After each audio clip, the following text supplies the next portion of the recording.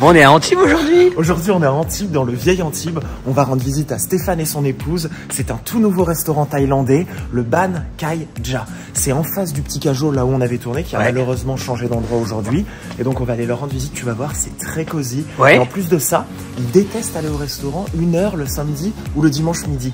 Donc, il va ouvrir tous les dimanches midi avec des groupes de musique jusqu'à 17-18h pour qu'on puisse prendre son temps. Tu vas voir, c'est génial. Et apparemment, c'est bien décoré, tu m'as dit. C'est très très bien décoré. Rouge, bleu, vert. On est vraiment dans une ambiance Thaïlande. Oui, ok. Tu vas adorer.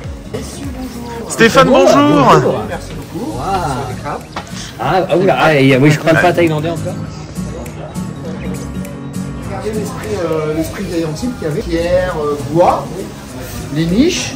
Et on a juste fait un petit peu de décoration typiquement thaïlandais. On appelle plutôt nos clients nos invités. C'est le logo du restaurant.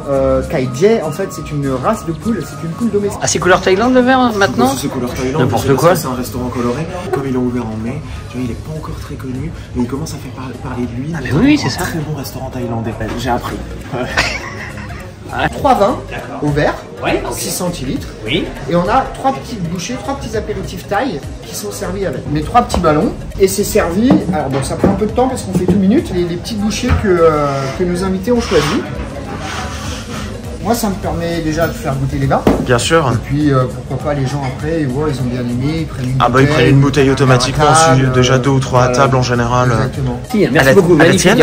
Magnifique. Très classique, c'est la salade de papaye verte. Tous les Thaïs en mangent, de n'importe quel âge, peu importe la classe sociale. C'est l'entrée thaï par excellence. Le ceviche de gambas à la thaï. Et ensuite, ça c'est une création par contre de ma chef, c'est un tartare de loup. Ensuite, dans les currys, on va vous faire tester le curry massaman. Un petit poisson vapeur, un pad thaï au gambas également. Et après, je vous ferai passer aussi la petite formule du jour. Là, t'es comme un coq en pâte, là. Mais en plus, franchement, je le dis, je me suis trompé sur la nourriture asiatique, notamment thaïlandaise. C'est vachement bon. Je goûte le même, je vais te dire ça tout de suite. Oh, c'est l'air d'être très très bon, tu vois. Ah oui, c'est très très bon. Regarde. Eh oui. Oh, tu il se régale. Oh, ça fond dans la bouche. Oui, mais oui. En fait, je pense que presque avec le restaurant italien, ça va devenir mon restaurant préféré. Superbe. On y va direct. Très bien, merci. On va préparer le ceviche de gambas avec des queues de gambas crues. Et là, on a la salade de papaye.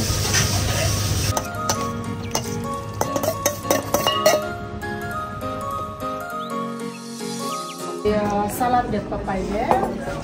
Tout ça, c'est les petites gambas avec la sauce tartare de loup. Tartare de loup. Ah, regarde, alors comme. Alors, on est sur des plats légers. Léger. Ah bah oui, tu te demandais pourquoi tu avais des plats de gros tout le temps au restaurant. Bah là, quand tu vas en Thaïlande, t'as forcément que des trucs un peu healthy par rapport à ce qu'on propose aujourd'hui en France. Ah bah oui. Ah bah ça va avec ton pull en plus.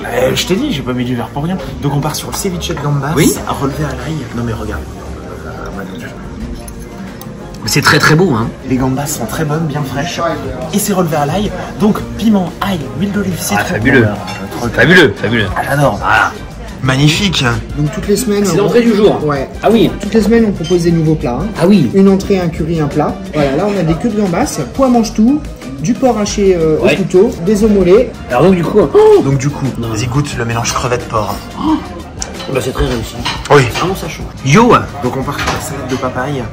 Ah bah c'est trop bon. Ah c'est pimenté. Ah oui. C'était très bon.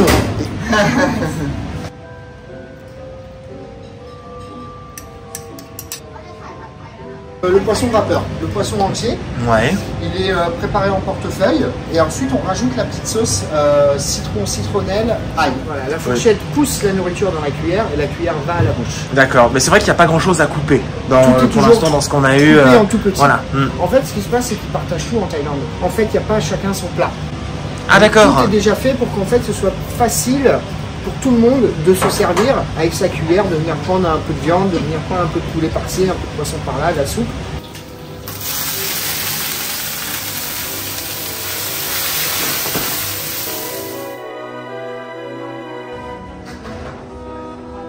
L'agneau massaman. Ouais. Ça, c'est l'ouri couillon. Faut faire quoi? Regarder les choses. Toi, tu as ta petite soupe avec les gambas. Là, c'est du loup. En portefeuille. En portefeuille. Donc là, c'est du loup d'élevage. Et là, on est sur le pad thaï. Très traditionnel également. Le pad thaï au gambas. Tout seul ça. Waouh. On t'a vu ça en voir. C'est une tuerie, hein. Donc en cuisine, il m'a expliqué deux choses très importantes, Jean-Baptiste. C'est-à-dire qu'en Thaïlande, tu n'as pas besoin de couteau. Parce que comme tout est coupé finement et tout se coupe très facilement, au pire s'il y a quelque chose à couper, tu as uniquement besoin d'une cuillère et d'une fourchette. La fourchette sert à déposer dans la cuillère et avec la cuillère tu manges. Deuxième chose, tu ne manges pas avec des baguettes en Thaïlande. Il m'a officiellement répondu. C'est ça. C'est très très rare, hormis pour quelques nouilles. Voilà. Ouais, qui viennent de Chine. Les grands habitués, mais sinon on mange avec fourchette et cuillère. Alors là, donc on part sur ma soupe de gambas. Oui, je ne suis pas aussi agile que les Thaïlandais, donc forcément je découpe ma gambasse dans l'assiette. Ah mais d'ailleurs c'est là où tu vois qu'une crevette ou une gambasse. Et oui, on part sur mon loup en portefeuille. C'est quoi en portefeuille?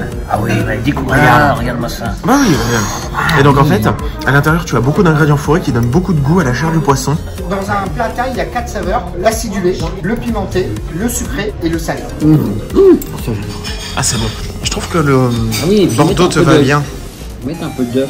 Oui, toujours. Mais ça reste, c'est vrai que ça reste léger. Ça reste léger. Ah oui, c'est pour ça que tu peux prendre plusieurs plats. C'est parti. Dessert. Alors on a choisi de ne pas faire énormément de desserts parce que comme le reste de la carte, on veut les faire maison. D'accord, on veut les faire bien maison. Donc là, on est sur un dessert qui s'appelle Kue Boachi, la banane dans le lait de coco. Là, on est sur un Thai banana cake sans beurre. Je précise, c'est fait avec du lait de coco. Et là, on est sur le dessert le plus connu de la Thaïlande. Ah non, on l'a eu au Sabai. Khao Nham Mam Wang. Là. T'as vu ça? Cake à la banane. Au lait de coco. Attention, il n'y a pas de lait, il n'y a pas de beurre, c'est que du lait de coco. Hein. Et en fait, c'est ça, c'est pas lourd parce que souvent le lait de vache, c'est quand même très lourd. Waouh. Encore une fois, c'est pas le même histoire. J'avais plus faim. Ah bah oui, J'avais plus faim. Et là, j'ai encore.